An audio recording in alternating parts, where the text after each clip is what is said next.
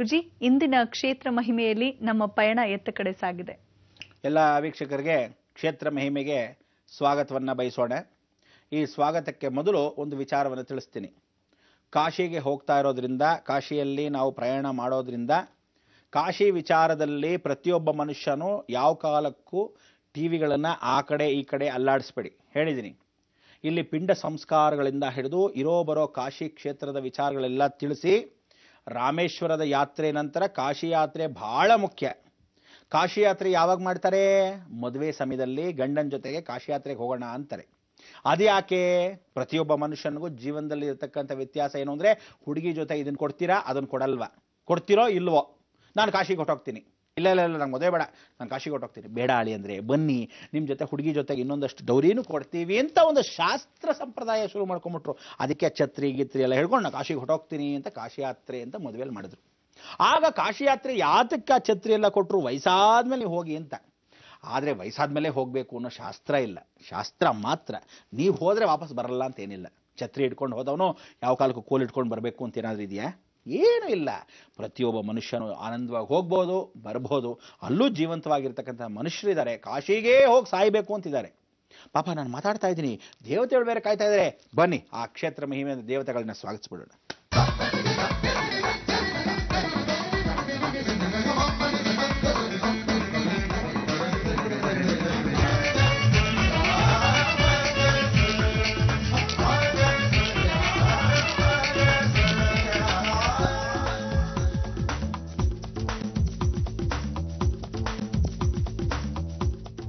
ಬಹಳ ಸಂತೋಷ ಎಲ್ಲರಿಗೂ. ಇವತ್ತಿನ ದಿವಸ ಕ್ಷೇತ್ರ ಮಹಿಮೆಗೆ ಸ್ವಾಗತ, ಸುಸ್ವಾಗತ. ಕಾಶಿಗೆ ಹೋಗ್ತಾ ಇದ್ದಾಗ ನಾವು ಮೊದಲಾಗಿ ಟ್ರೈನಲ್ಲಿ ಹೋಗ್ತಾ ಇದ್ದೀವಿ ಅಲ್ವಾ? ಎಲ್ಲರೂ ಆ ರೈಲಲ್ಲಿ ಪ್ರಯಾಣ ಮಾಡ್ತಕ್ಕಂಥವ್ರು, ನಿಜವಾಗ್ಲೂ ಕೆಲವರು ಅನುಕೂಲ ಇದ್ದವರು ಏರೋಪ್ಲೇನಲ್ಲೇ ಪಾಪ ಹೋಗ್ತೀರಾ, ಭಾಳ ಸಂತೋಷ, ಹೋಗಿ ಬನ್ನಿ. ಆದರೆ ನಿಜವಾಗ್ಲೂ ಟ್ರೈನಲ್ಲೇ ಹೋಗಬೇಕು ಅನ್ನೋದು ಒಂದು ಅನುಭವ ಆಗುತ್ತೆ. ಉತ್ತರ ಭಾರತದವರೆಲ್ಲ ಪಾಪ ಅದೇ ಟ್ರೈನ್ ಮುಖಾಂತರವಾಗಿ ರಾಮೇಶ್ವರಕ್ಕೆ ಬಂದಿರ್ತಾರೆ. ಎಲ್ಲರೂ ಜೊತೆಗೆ ಪ್ರಯಾಣ ಮತ್ತೆ ವಾಪಸ್ ಅವ್ರ ಕಡೆಗೆ. ನಾವೆಲ್ಲ ದಕ್ಷಿಣದಿಂದ ಉತ್ತರಕ್ಕೆ ಹೋಗ್ತಾ ಇರ್ತೀವಿ. ಅವರ ಮತ್ತೆ ಸಂಬಂಧ ಪಾಪ ಅವರೆಲ್ಲ ತುಪ್ಪದಲ್ಲೇ ಮಾಡಿರ್ತಕ್ಕಂಥ ಅಡುಗೆಗಳೆಲ್ಲ ಮಾಡ್ಕೊಂಬಂದಿರ್ತಾರೆ. ಇವ್ರು ಪಾಪ ಈ ಕಡೆಯಿಂದ ಏನು ಮಾಡ್ತಾರೆ, ದಕ್ಷಿಣದಲ್ಲಿ ಮಾಡ್ಕೊಂಬಂದಿರೋ ಅಡುಗೆಗಳು ಅವತ್ತು ಮಾತ್ರ ಮಾಡ್ಕೊಂಬರ್ತಾರೆ. ಅವ್ರು ಪಾಪ ಒಣಗೋಗಿದ್ರು ತುಪ್ಪ ಗಿಪ್ಪ ಸವರ್ಕೊಂಡು ಅದು ಇದ್ದು ಅಂತ ಬೇಕಷ್ಟು ಮಾಡ್ಕೊಂಡಿರ್ತಾರೆ. ಉತ್ತರ ಭಾರತದಲ್ಲಿ ಈ ರೀತಿ ಒಂದು ಸಂಬಂಧ ಆ ಟ್ರೈನಲ್ಲಿ ಸಂಬಂಧ ಸೇರುತ್ತೆ. ಆದರೆ ಒಂದು ಮಾತ್ರ ಹೇಳ್ತೀನಿ ಕೇಳಿ, ಕಾಶಿ ಯಾತ್ರೆಗೆ ಹೋಗಬೇಕಾದ್ರೆ ಟ್ರೈನಲ್ಲಿ ಹೋದರೆ 2.5 ದಿವಸಗಳ ಕಾಲ ನೀವು ಹೋಗ್ತಾ ಇದ್ದಾಗ ದಯವಿಟ್ಟು ಆ ಬಾತ್ರೂಮ್ಗಳು ಕ್ಲೀನಾಗಿ ಇಟ್ಕೊಳ್ಳೋದು ಕಲ್ತ್ಕೊಳ್ಳಿ. ಯಾಕೆಂದರೆ ಸ್ನಾನಗಳನ್ನ ಬಾತ್ರೂಮ್ಗಳಲ್ಲೇ ಮಾಡಿಬಿಡ್ತೀರಾ. ಸ್ನಾನ ಮಾಡಿದರೆ ಯಾರೂ ಅಳ್ತಾ ಇರಲ್ಲ, ಏನು ದಿನಾ ಸ್ನಾನ ಮಾಡಬೇಕು ಅನ್ನೋದು ಇದೆಯೇ? ಪ್ರತಿದಿನ ನಾವು ಮನೇಲಿ ಸ್ನಾನ ಮಾಡ್ತೀವಿ. ಹಾಗೆ ಅಂದ್ಬಿಟ್ಟು ಯಾವುದಾದ್ರು ಕ್ಷೇತ್ರದಲ್ಲಿ ಇಳಿದ್ರೆ ಸ್ನಾನಗಳು ಮಾಡ್ಕೊಳ್ಳೋಣ. ಅಲ್ಲಿ ಕೈ ಆಡಿಸಲ್ಲ, ಕಾಲು ಆಡ್ಸೋಕ್ಕಾಗಲ್ಲ. ಆ ಚೊಂಬೆತ್ಕೊಂಡು ತಲೆ ಮೇಲೆ ಹಿಂಗೆ ಎತ್ಕೊಂಡ್ರೆ ತಲೆಗೆ ತಗಲುತ್ತೆ. ಎಲ್ಲಿಂತ ಸ್ನಾನ ಮಾಡ್ತೀರಾ? ಆ ದರಿದ್ರ ಕಕ್ಸಲ್ಲಿ ಅದ್ರ ಮೇಲೆ ಒಂದು ಹಲಗೆ ಹಾಕ್ಕೊಂಡು ಸ್ನಾನಗಳನ್ನ ಮಾಡ್ತೀರಾ. ಈ ರೀತಿಯೆಲ್ಲ ಮಾಡ್ಕೊಳಕ್ಕೆ ಹೋಗ್ಬೇಡಿ. ಏನೋ ತುಂಬ ಶುಚಿರ್ಭೂತ ಇದ್ದಂಗೆ, ತುಂಬ ಮಡಿ ಇದ್ದಂಗೆ ನೀವು ಆಮೇಲೆ ಹೋಗಿ ಗಂಗೆಯಲ್ಲಿ ಮುಳುಗ್ತೀರಾ. ಎಷ್ಟೋ ಜನ ಕೊಲೆ ದರೋಡೆ ಮಾಡಿರೋರು, ಎಷ್ಟೋ ಜನ ಪಾಪಕರ್ಮಗಳು ಮಾಡಿರತಕ್ಕಂಥವ್ರಿಗೂ ಈ ದೋಷಗಳು ಹೋಗತ್ತಂತೆ. ಗಂಗೆಯಲ್ಲಿ ಒಂದು ಸಲ ಸ್ನಾನ ಮಾಡಿ ಮುಳುಗಿ ಎದ್ದು ಬಿಟ್ರೆ ಸರ್ವ ಪಾಪ ಪರಿಹಾರಾರ್ಥಂ ಸರ್ವದೋಷ ಪರಿಹಾರಾರ್ಥಂ. ಇದು ಸತ್ಯ, ಅದಕ್ಕೆ ಸಾಕ್ಷಿನೂ ಹೇಳ್ತೀನಿ. ಆದರೆ ಈ ರೀತಿಯಾಗಿ ನೀವು ಸ್ನಾನಗಳನ್ನ ಟ್ರೈನಲ್ಲೇ ಮಾಡ್ಕೊಂಡ್ಬಿಡ್ಬೇಕು, ಟ್ರೈನಲ್ಲಿ ಮಾಡಿದ್ರೆ ಏನೋ ಅಸೇರಿ ಒಂಥರ ಅಂತ ಇರ್ರಿ, ಪರವಾಗಿ ಮಗ ಈಗ ತೊಳ್ಕೊಳ್ಳಿ. ಯಾಕೆಂದರೆ ಬೆಚ್ಚಗಿರಿ ಇರತಕ್ಕಂಥ ನೀರೇನು ಕೊಡಕ್ಕೆ ಹೋಗಲ್ಲ. ಅಕಸ್ಮಾತ್ ಎಲ್ಲೋ ಸ್ಟೇಷನ್ ಇಳಿದಾಗ ಸ್ವಲ್ಪ ಕೈ ಕಾಲು ಮಕ ತೊಳ್ಕೊಳ್ಳೋಕ್ಕೆ ಇನ್ನೊಂದು ಸ್ವಲ್ಪ ನೀರಿದ್ದರೆ ಪಕ್ಷದಲ್ಲಿ ಶುಚಿರ್ಭೂತವಾಗಿರಿ. ಅದೇನು ಮಾಡ್ಬಿಡ್ತಾರೆ, ಆ ನೀರನ್ನೇ ಎತ್ಕೊಂಡು ಇಲ್ಲಿ ಬರೋದು. ಬಾ ರಾಮ, ಆ 2.5 ದಿವಸ ಮೂಗು ಹಿಡ್ಕೋಬೇಕು, ತಲೆ ಹಿಡ್ಕೋಬೇಕು, ರಾಮ್ ರಾಮ ಅಂತ ಕೂತ್ಕೋಬೇಕು. ವಾಸನೆಗಳು ಏನು ಮಾಡ್ತೀರಾ? ಒಬ್ರಿಗೊಬ್ರು ವಾಸನೆ, ಸೆಂಟ್ಗಳು ಹಾಕೊಂಡ್ಬಿಡ್ತಾರೆ ಭಾಳ ಜನ.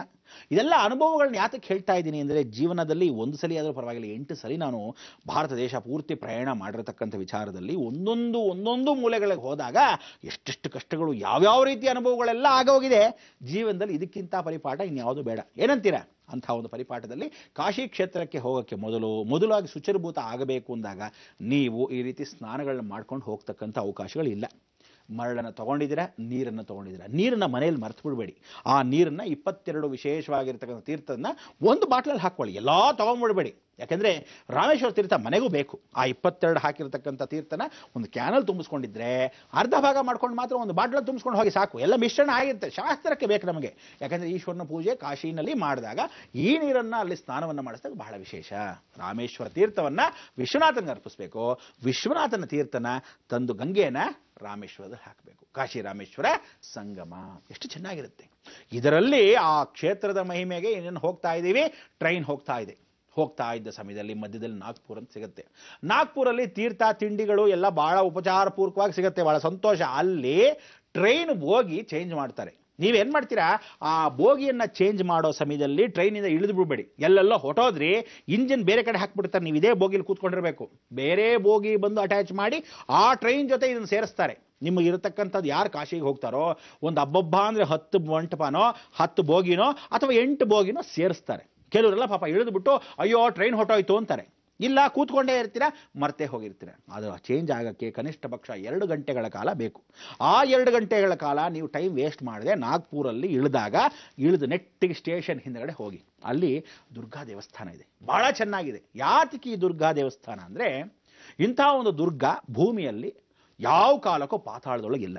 ಈ ಪಾತಾಳದಲ್ಲಿರ್ತಕ್ಕಂಥ ದುರ್ಗಾ ಎದೆಗೆ ಸಂಬಂಧಪಟ್ಟವಳು. ನಾಗ್ಪುರಲ್ಲಿ ಎದೆಗೆ ಸಂಬಂಧಪಟ್ಟವಳು, ಆ ಎದೆಗೆ ಹಾರ್ಟ್ ಸಂಬಂಧಪಟ್ಟವಳು. ಪ್ರತಿಯೊಬ್ಬ ಮನುಷ್ಯನಿಗೂ heart beat is very much important.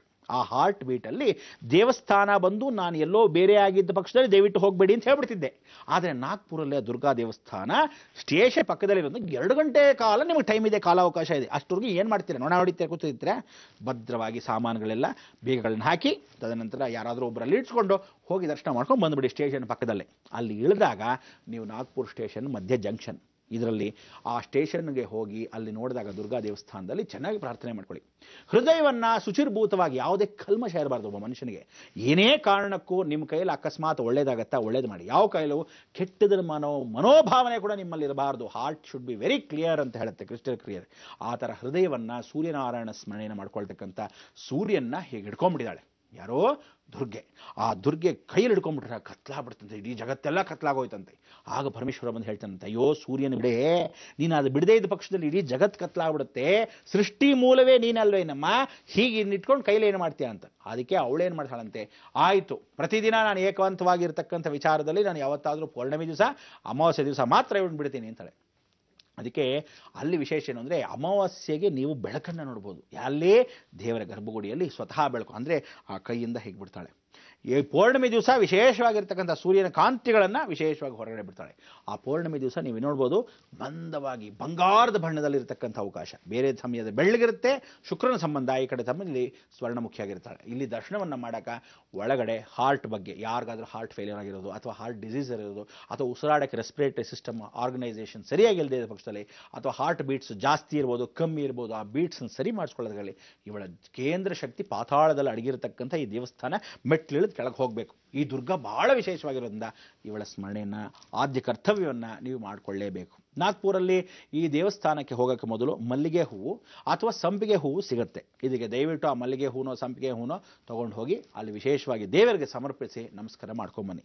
ಹೋಗಬೇಕಾದ್ರೆ ಯಾವ ಕಾಲಕ್ಕೂ ಮರಿಬೇಡಿ. ಇಲ್ಲಿರ್ತಕ್ಕಂಥ ವಿಚಾರ ಏನು ಅಂದರೆ, ಪೇಡಗಳು ಮಾರ್ತಾರೆ. ಆ ಪೇಡಗಳನ್ನು ಮಾರುವಾಗ ಎತ್ಕೊಂಡು ಹೋಗಿ ದೇವಸ್ಥಾನದಲ್ಲಿ ಕೊಡಬೇಕು. ಇದೊಂದು ವಾಡಿಕೆ. ಯಾತಕ್ಕೆ ಅಂತ ಯಾರಿಗೂ ಗೊತ್ತಿರಲಿಲ್ಲ, ನಮಗೂ ಗೊತ್ತಿರಲಿಲ್ಲ. ಆದರೆ ಇಲ್ಲಿ ಇರ್ತಕ್ಕಂಥದ್ದು ಏನು ಅಂದರೆ, ಆ ಪೇಡ ಕೊಡೋ ಸಮಯದಲ್ಲಿ ದೊಡ್ಡ ಇಲಿಗಳು ಭಾಳಷ್ಟಿವೆ. ಈ ಇಲಿಗಳು ಸಂಚಾರಪೂರ್ವಕವಾಗಿ ದೇವಸ್ಥಾನ ಪೂರ್ತಿ ಇಲಿಗಳು ಹಿಂದ್ಗಡೆ ಎಲ್ಲ ಓಡಾಡ್ತಿರುತ್ತೆ. ಮಹಾಗಣಪತಿ ದೇವಸ್ಥಾನ ಇದೆ, ಆ ಗಣಪತಿ ಸುತ್ತಲೂ ಇಲಿಗಳು ಓಡಾಡುತ್ತವೆ. ಎಷ್ಟು ಓಡಾಡುತ್ತವೆ ಅಂದರೆ ಮನುಷ್ಯರಿಗಿಂತ ಇಲಿಗಳೇ ಜಾಸ್ತಿ ಇರುತ್ತವೆ. ಅದು ಏನೂ ಮಾಡಲ್ಲ ಸಾಧ್ಯವಾಗಿ, ಆದರೆ ಹಾಕಿರ್ತಕ್ಕಂಥ ಪೇಡವೆಲ್ಲ ಪಾಪ ತಮಗೆ ತಾವೇ. ಅಂದರೆ ಇಲಿಗಳನ್ನ ನೀವು ತಿನ್ನಿಸ್ಬೋದು, ಎಷ್ಟೇ ಬಂದರೂ ಯಾವ ಇಲಿಗಳು ಓಡಾಡೋಗಲ್ಲ. ನೀವು ಗಣಪತಿ ಮೇಲೆಲ್ಲ ವಿಗ್ರಹಗಳು, ನೀವು ಬಂದರೆ ನಿಮ್ಮನ್ನೂ ಹಿಡ್ಕೊಂಡು ಬಂದ್ಬಿಡುತ್ತೆ. ಈ ಕೋತಿಗಳು ಏನಾದ್ರು ತಿಂಡಿ ಎತ್ಕೊಂಡಿದ್ರೆ ಬ್ಯಾಕ್ ಎತ್ಕೊಂಡ್ಬಿಡಲ್ವಾ, ಹಾಗೆ ಓಡಾಡುತ್ತೆ. ಏನು ಕಾಲ ಮೇಲೆ ಓಡಾಡುತ್ತೆ, ಏನು ಧೈರ್ಯ ಅಂತೀರ ಮುಂಡೆದು. ಓಕೆ, ಭಾಳ ಚೆನ್ನಾಗಿದೆ. ಗುಂಡಿಗೆ ಒಂದೊಂದು ಇಲಿಗಳು ಹಬ್ಬ ಹೆಗ್ಗಣಕ್ಕಿಂತ ದೊಡ್ಡದು. ಆದರೆ ನಾವು ಹೆಗ್ಗಣ ಅನ್ಕೊಂಡ್ವಿ, ಖಂಡಿತ ಹೆಗ್ಗಣ ಅಲ್ಲ, ಇಲಿಗಳೇ. ಬಹಳ ಮುದ್ದಾಗಿರುತ್ತವೆ. ಕೆಲವೆಲ್ಲ ಬಿಳಿ ಮೀಸೆ ಬೆಳ್ಳಗಿರತಕ್ಕಂಥ ಇಲಿಗಳು, ಅದನ್ನೆಲ್ಲ ನೋಡೋಕ್ಕೆ ಸುಂದರ.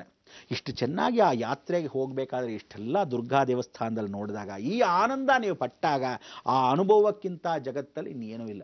ಇನ್ನು ನಾಗ್ಪುರಲ್ಲಿ ಆ ಸ್ವೀಟ್ ಪೇಡ ಹೇಗಾದರೂ ಸಿಗುತ್ತೆ, ಬಾಯಿಗೆ ಹಾಕ್ಕೊಳ್ಳಿ. ಟ್ರೈನ್ ಹತ್ಬಿಡಿ, ಇನ್ನು ಟ್ರೈನ್ ಹೊರಟು ಬಿಡುತ್ತೆ. ನೀವು ಹತ್ತಾ ಇರಿ, ನಾನು ಬಂದೆ. ಗುರುಜಿ, ರಾಮೇಶ್ವರದಿಂದ ಕಾಶಿಯತ್ತ ನಾವು ಪ್ರಯಾಣ ಮಾಡ್ತಾ ಇದೀವಿ, ಹೇಗ್ ಹೋಗ್ಬೇಕು, ಅಲ್ಲಿ ಮಧ್ಯೆ ನಮ್ಗೆ ಸಮಯ ಸಿಕ್ಕಿದಾಗ ಹೇಗೆ ನಾವು ದುರ್ಗಾ ದೇವಸ್ಥಾನಕ್ಕೆ ಹೋಗಿ ಏನೆಲ್ಲ ವಿಧಿ ವಿಧಾನಗಳನ್ನ ಮುಗಿಸ್ಕೋಬೇಕು ಅಂತೆಲ್ಲ ಹೇಳ್ತಾ ಇದ್ದೀರಾ. ನೀಲಾಂಜನ ಸಮಾಭಾಸಂ ರವಿಪುತ್ರಂ ಯಮಾಗ್ರಜಂ ಛಾಯಾ ಮಾರ್ಥಾಂಡ ಸಂಭೂತಂ ತಂ ನಮಾಮಿ ಶನೈಶ್ಚರಂ ಅಂತ ಹೇಳ್ತಾ, ಬನ್ನಿ ಗುರುಜಿಯವರು ಶನೈಶ್ಚರನ ಜಯಂತಿಯಂದು ಇನ್ನೆಲ್ಲ ಏನು ವಿಶೇಷ ಮಾಹಿತಿಯನ್ನ ನೀಡ್ತಾರೆ ಕೇಳೋಣ. ಗುರುಜಿ, ಮಾತುಕತೆ ಮುಂದುವರಿಸೋಣವೇ? ಖಂಡಿತ.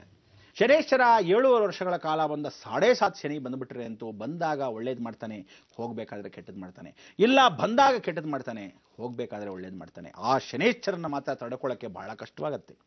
ಇಂಥ ಒಂದು ಶನೇಶ್ವರನ ಸ್ಮರಣೆನ ಮಾಡ್ಕೊಳ್ಳೋ ಸಮಯಕ್ಕೆ ಪ್ರತಿಯೊಬ್ಬ ಮನುಷ್ಯನಿಗೂ ಭಯದಿಂದ ಶನೇಶ್ವರನ ಪೂಜೆ ಮಾಡ್ತಾರೆ ಹೊರತು ಶನೇಶ್ವರನ ಅರ್ಥವನ್ನು ಯಾರೂ ಮಾಡ್ಕೊಂಡಿಲ್ಲ. ಶನೇಶ್ವರನಷ್ಟು ಸ್ಟ್ರಿಕ್ಟ್ ಆಫೀಸರ್ ಯಾರೂ ಇಲ್ಲ, ಅವನಷ್ಟು ಒಳ್ಳೆಯವನು ಯಾರೂ ಇಲ್ಲ. ಆದರೆ ಶನೇಶ್ವರನಿಗೆ ಯಾವ ಕಾಲಕ್ಕಾದರೂ ನಾವು ಕರ್ಮಗಳನ್ನು ಕಳ್ಕೊಳ್ಳೋಕ್ಕೆ ಅವನ್ನ ದುರುಪಯೋಗ ಪಡಿಸ್ಕೊಂಡ್ವಿ ಅಂದರೆ ಬಹಳ ಕಷ್ಟ. ಕೆಲವರೆಲ್ಲ ಶನೇಶ್ವರನ ಕಥೆಗಳನ್ನು ಓದ್ತಾರೆ, ಬಹಳ ಸಂತೋಷ. ಶನೇಶ್ವರನ ಕಥೆ ಶ್ರವಣವನ್ನು ಬಹಳ ಚೆನ್ನಾಗಿ ಮಾಡ್ಬೋದು. ಒಂದು ಗ್ರಾಮ ಅಭಿವೃದ್ಧಿ ಆಗಬೇಕು ಅಂದರೆ ಶನೇಶ್ವರನ ಕಥೆಗಳನ್ನು ಓದಬೇಕು. ಗ್ರಾಮ ಅಭಿವೃದ್ಧಿಗೋಸ್ಕರ ಪಂಚಾಯಿತಿಯಲ್ಲಿ ಕೂತ್ಕೊಂಡು ಗ್ರಾಮ ಅಭಿವೃದ್ಧಿಯನ್ನು ಒಂದು ಶನೇಶ್ವರನೋ ಅಥವಾ ಶನಿವಾರನೋ ಅಥವಾ ಯಾವುದೇ ಒಂದು ಶ್ರಾವಣ ಮಾಸದಲ್ಲೋ 4 ಶನಿವಾರ ಬಿದ್ದರೆ ಬಿಡ್ಬೋದು, 5 ಶನಿವಾರ ಬಿದ್ದರೆ ಬಿಡ್ಬೋದು ಅಂತ ಒಂದು ವಿಶೇಷದಲ್ಲಿ ಕಥಾಮಾಲಿಕ ಅಂತ ಹೇಳ್ಬೋದು.